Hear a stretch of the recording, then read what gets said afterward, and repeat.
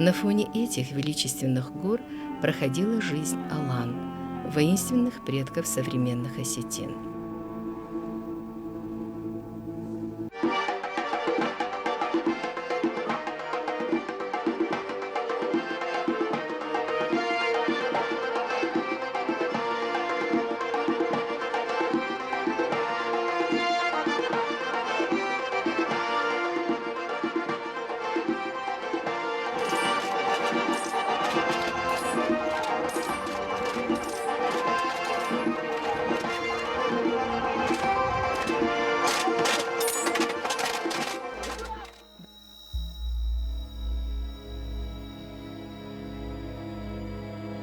Археолог Багратехов утверждает принадлежность осетин к индоевропейской культуре.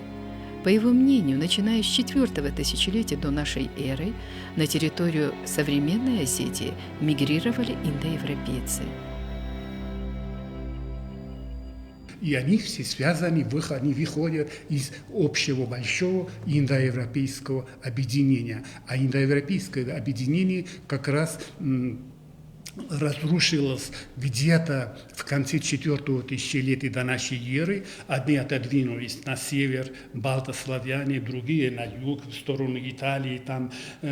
И одна группа, арийская группа, индоиранская группа продвинулась в сторону Северного Причерноморья и на Кавказ. Вот как раз они оказались здесь, они осели здесь, они продолжали культуру своего народа.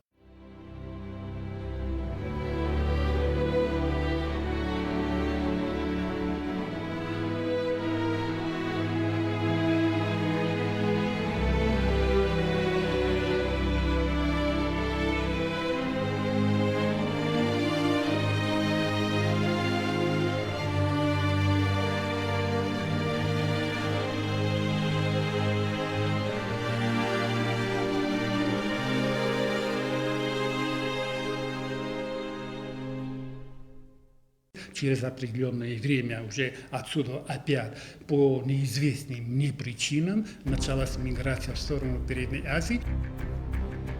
Судьба рассеяла алан по всему миру. Аланы жили на севере, на юге, на востоке и на западе. Но где бы они ни жили, они неизменно привлекали внимание современников рыцарской отвагой, мужеством и благородством. Древнегреческий историк Амян Марцелин после участия практически во всех войнах своего времени написал на латинском языке исторический труд «Деяния». В этой книге дал характеристики многим народам, в том числе аланам. Имя их, пишет Марцелин, происходит от названия гор. Мало-помалу они подчинили себе в многочисленных победах соседние народы и распространили на них свое имя. А вот как описывает Марцелин внешность и нравы алан. Почти все аланы высокого роста и красивого облика, волосы у них русоватые, взгляд, если не свиреп, то все-таки грозен. Они очень подвижны вследствие легкости вооружения. Счастливым у них считается тот, кто умирает в бою, а те, которые доживают до старости и умирают естественной смертью, преследуются у них жестокими насмешками. О рабстве они не имели понятия, все неблагородного происхождения, а начальниками выбирают тех, кто в течение долгого времени отличался в битвах. Профессор Барселонского университета Агустий Алимань – автор этой бесценной книги.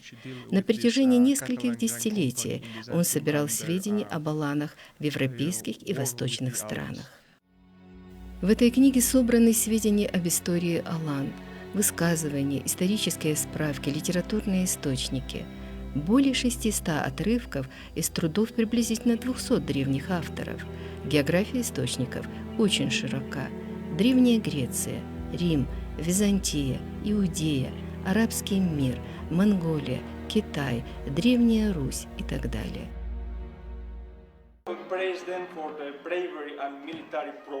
Доктор Алимань выступил во Владикавказе с докладом в виде пересказа интересных моментов из иностранных источников. Они знакомят нас с примерами доблести алан. Имя Алан упоминается во II веке до нашей эры в китайских анналах династии Хань. Это была большая группа кочевых племен.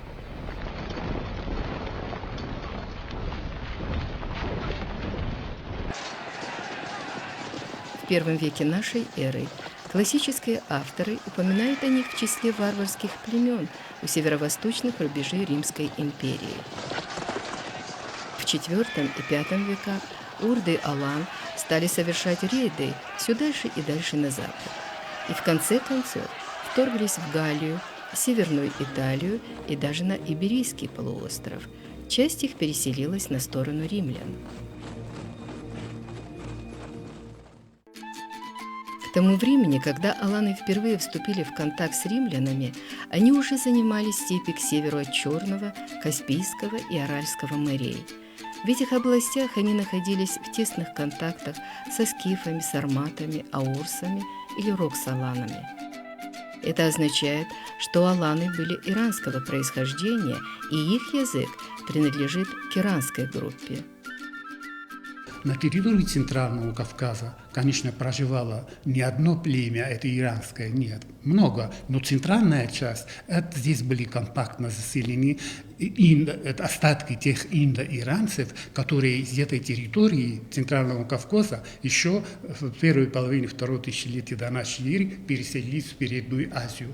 И там они создали два самостоятельных территории. Индийцы отодвинулись туда дальше, и они обосновались на территории вот современной Индии, а иранцы остались на иранском плато. А здесь, конечно, не все они веселились. Часть осталась здесь, она развивала свою культуру, развивала свою идеологию, и вот здесь они навеки вечно обосновались. Вот отсюда идет уже развитие линии ираноязычности населения, которое всегда было здесь на этой территории, и эта территория сохранила до наших дней, до сегодняшнего дня ираноязычное население в лице осетин. Имеющиеся в этой книге сведения об аланах, их культуре, истории охватывают довольно продолжительный период времени и различные территории от Китая на востоке до Атлантического побережья на западе и даже до Северной Африки, куда они попали в эпоху великого переселения народов.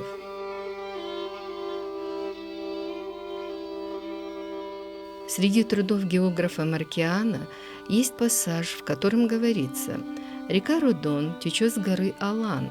По соседству с этой горой и областью живет широко расселившийся народ сармат-аланов. Там находится исток реки Борисфена, который впадает в Понт».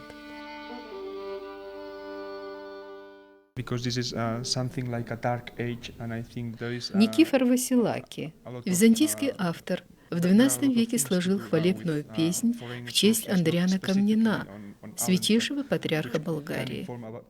Восхваляет также его родителей Севастократа Комнина, брата императора Алексея Комнина и принцессу Ирину Аланскую.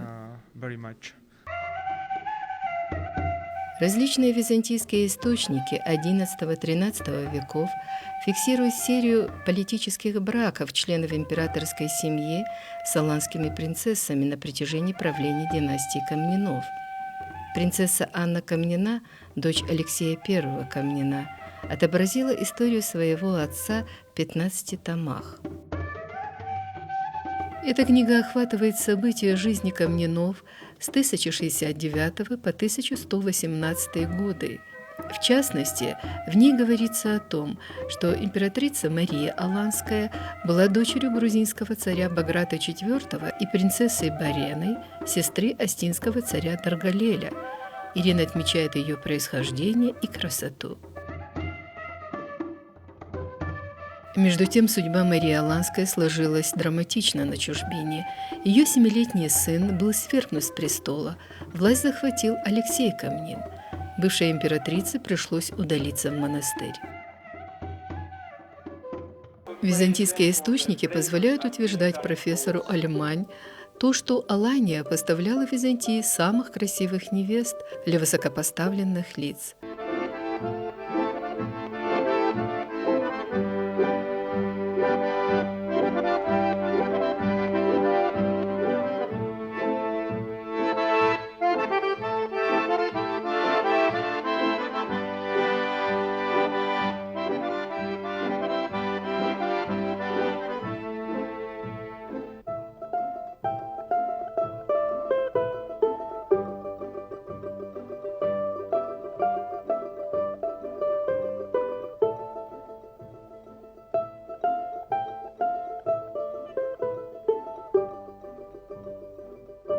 Впрочем, Алания обеспечила Византию не только красивыми невестами, но и великолепными воинами, которые проявляли себя наилучшим образом на полях сражений с сердюками, норманами, крестоносцами, в Малой Азии, на Балканах, Италии и так далее. Никифор Василаки писал: «Если вы увидите их войско, то ничего по храбрости и отваге вы не встретите нигде. Если вы узнаете, насколько доблестны они бывают в бою, полчища врагов не будут вам страшны рядом с ними». Некоторые народы могут одержать победу благодаря численному превосходству своих войск. Другие это могут сделать благодаря своей мудрости и военной сноровке. А аланы превзошли всех, и служат они лишь одному Христу. Этот текст был составлен, когда братья Камнины были в зените своей славы. Константин Багрянародный, сын императора Льва VI Мудрого, интересовался науками и литературой. В поучениях, которые он оставил своему сыну Роману II, содержится немало сведений об аланах, в частности, географическое описание областей между Дунаем и Кавказом. За Касакией находятся Кавказские горы, пишет он в 42 главе своего труда, а после этих гор – страна Алания. Также он пишет о том, что алан можно было бы использовать в борьбе против хазар. В известном эпизоде из произведений Сатиник армянский историк Мовсес Харенази часто обращается к храброму народу Алан. Арабский писатель Аль-Масуди называет царя Алан могущественным и очень сильным. Подобным же образом анонимные хазары Иудеи отмечают в своем письме, которое было найдено в Каирской Генезе, в так называемом Кембриджском документе, то, что царство Алан является самым сильным и крепким из тех, что окружают их. Эти тексты в отношении Алан насыщены такими понятиями, как мужество, храбрость, выдающееся военное мастерство, доблесть, сила и отвага. Аланы хорошо известны мусульманским географам IX-X веков. Они введены в древние мифологические эпизоды ввиду их роли в кавказской политике эпохи Фердауси. Фердауси в своей книге царей Шахнаме, национальной эпической поэме Персии, ассоциирует Алан с фигурой Салма, властелина Рума, вероятно, из-за их союзнических отношений с Византией. В глазах персов аланы стали еще одним народом степей, мифическим врагом Ирана. Сохранилось немало оценок людей и историков разных времен и народов. Все они имеют оттенок восхищения безмерной смелостью алан воинов.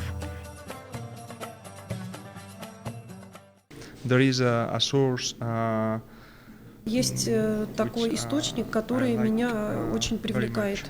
Вот источники, которые знакомят нас с так называемой Великой каталанской кампанией и солдатами, воинами, которые принимали участие. Я собираюсь перевести все отрывки византийских авторов, которые рассказывают об этом историческом моменте. Наибольший интерес у меня вызывает временной отрезок с 6 по 10 век. Начиная с западных турков до царства Алан.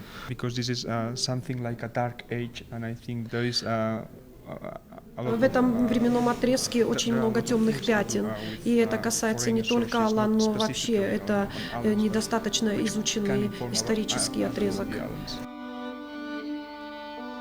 Чем дальше от нас уходит история Алан, тем пристальнее к ней наше внимание. Возможно, мы просто скучаем по цельным и сильным человеческим качествам.